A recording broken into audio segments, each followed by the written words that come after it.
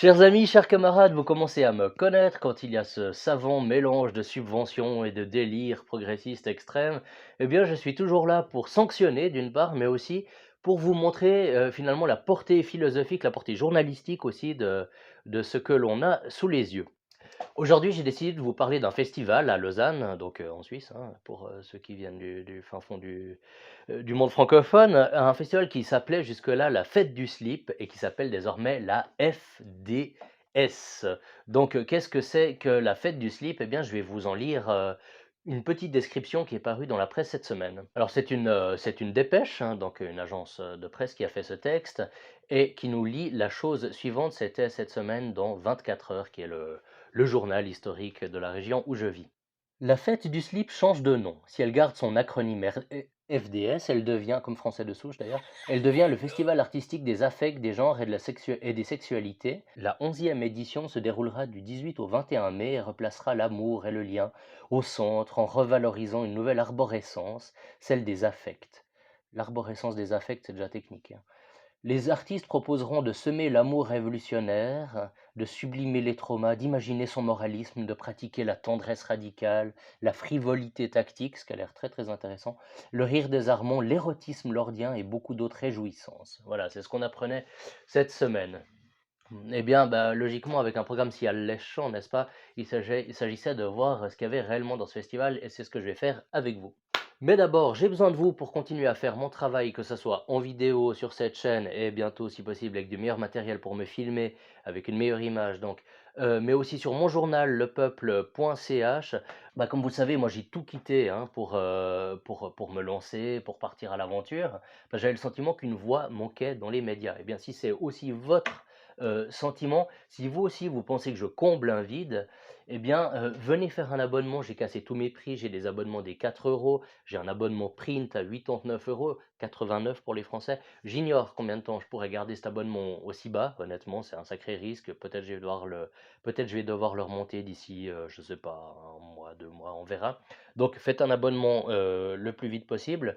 Abonnez-vous aussi à ma chaîne YouTube, ça coûte rien. Partagez mes contenus, c'est extrêmement précieux pour gagner en visibilité et pour que, eh bien, ensemble, on puisse combler ce vide qui existe aujourd'hui dans les médias. Bon, désormais, on va regarder quelques vidéos, hein, de cette prochaine édition. On va commencer par une artiste brésilienne.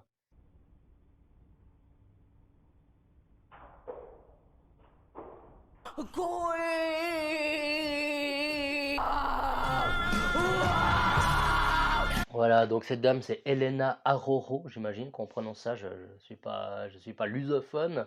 Bon, ce qui est très très intéressant, bah, c'est quand même qu'on voit que finalement le dernier stade de la création de notre civilisation, eh bien, ça consiste bah, plus ou moins à déféquer sur scène, hein, à faire des bruits avec la bouche et à se rouler par terre, hein.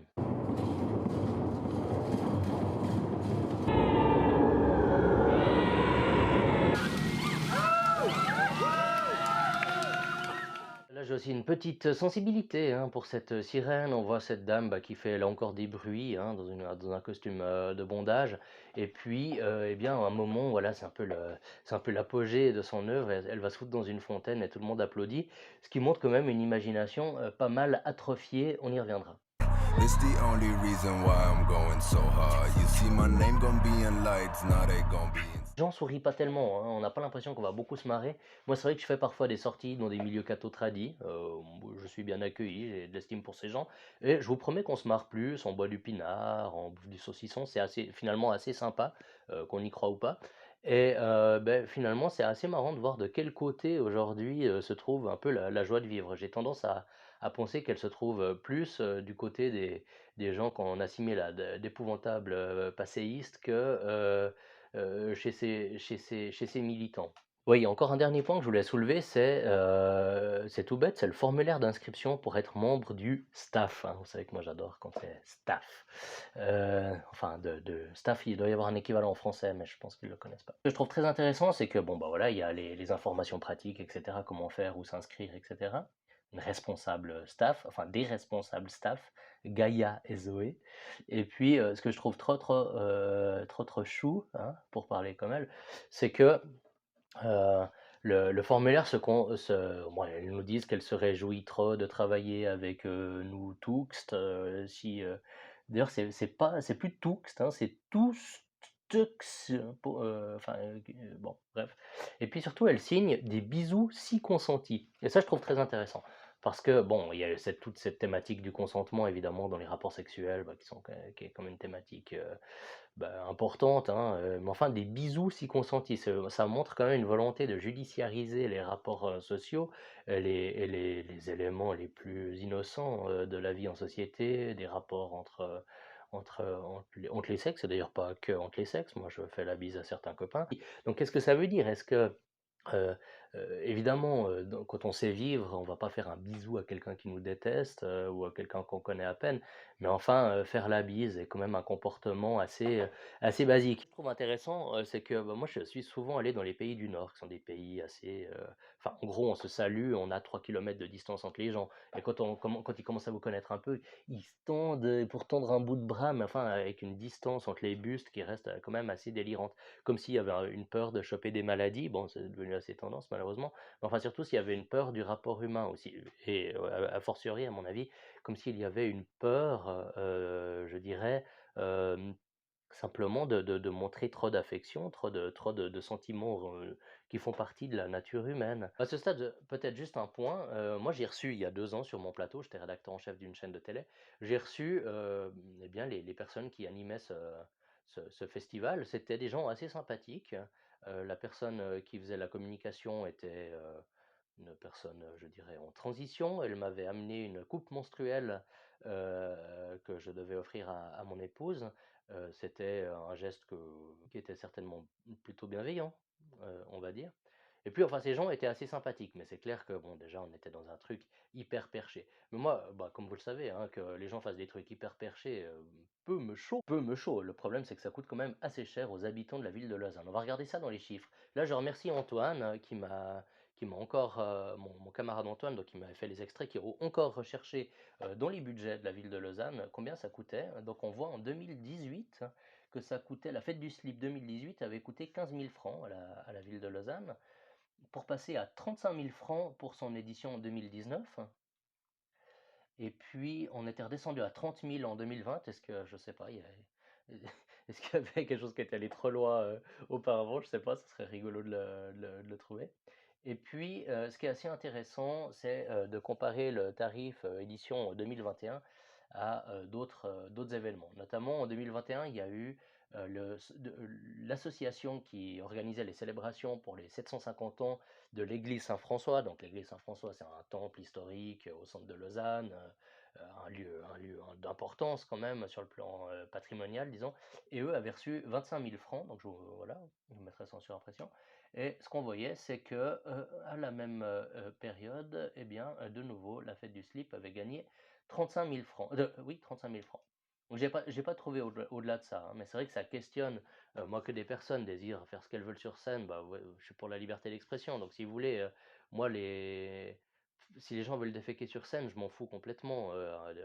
Une grande figure du nihilisme punk, Gigi Alin, que la plupart d'ailleurs de ces gens ne connaissent pas, faisait déjà ça il y a 40 ans. Il attaquait son public, ça scandalisait, tous les, tous les conservateurs américains, c'était rigolo.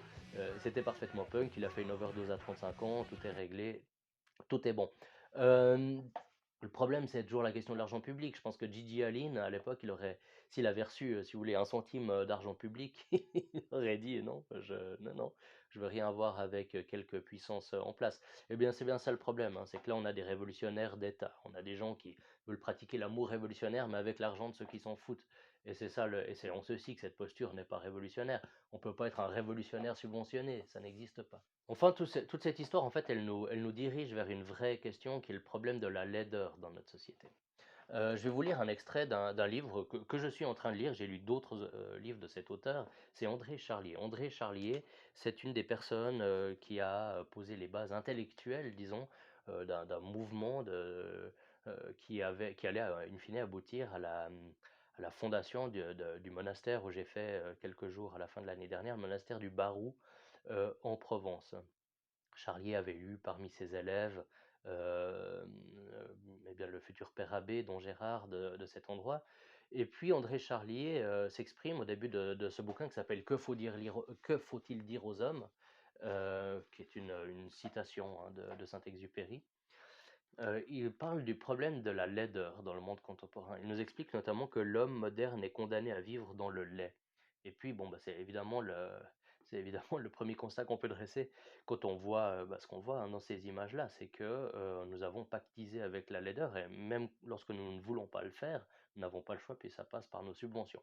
Mais ce que dit, au-delà de la question de la subvention, ce qui est important, c'est la notion de stérilité de l'imagination. Charlier cite Ramu. Ramu, notre poète national suisse, jouissait et jouit d'ailleurs encore d'un certain crédit dans ce milieu intellectuel qui gravite autour de cette abbaye. Et Charlier nous dit que l'imagination, enfin, il cite Ramu qui nous dit: l'imagination est un état de vie profond communiqué à la matière, comme si plus on descendait dans la matière, plus on s'élevait dans l'esprit. Et Charlie écrit: Il n'y a pas de marque plus frappante de l'abêtissement général que cette stérilité de l'imagination. Voilà, c'est quelque chose que je trouve très très intéressant. Dans son bouquin, Charlier évoque par exemple la question de l'architecture. Il montre comment, voici 600 ans, des personnes qui étaient illettrées, qui avaient fort peu de savoir académique, savaient construire une maison qui était belle, simplement à travers de la transmission de génération en génération. Et finalement, on voyait que ces gens qui étaient fort peu éduqués avaient un sens de l'harmonie dans le paysage qui était beaucoup plus fort, évidemment, que les gens qui sortent d'écoles d'architecture aujourd'hui et qui savent couler des blocs de béton. De la même manière que certainement ces personnes que l'on voit là qui se roulent par terre sur scène sortent d'écoles d'art, très certainement. Et ça montre une chose, ça montre cet éloignement du réel, ce refus de la nature des choses et ce refus aussi des réalités immédiatement perceptibles. Parmi celles-ci, il y a notamment le sens du beau. Il y a des invariants dans la nature humaine. La nature humaine a besoin de beauté. L'âme, disait Plotin, est et devient ce qu'elle contemple. C'est-à-dire que si notre regard est tourné vers ce qui elle est et non pas vers ce qui nous élève, c'est-à-dire vers la littérature, vers les arts véritable, eh bien, on va arriver à cet état d'atrophie de l'imagination, à cet état de laideur, qui sera non seulement esthétique, mais je dirais moral. Et tout ça doit nous emmener à sortir d'une forme de moralisme un peu plat, où c'est bien, c'est mal, c'est un peu enfantin.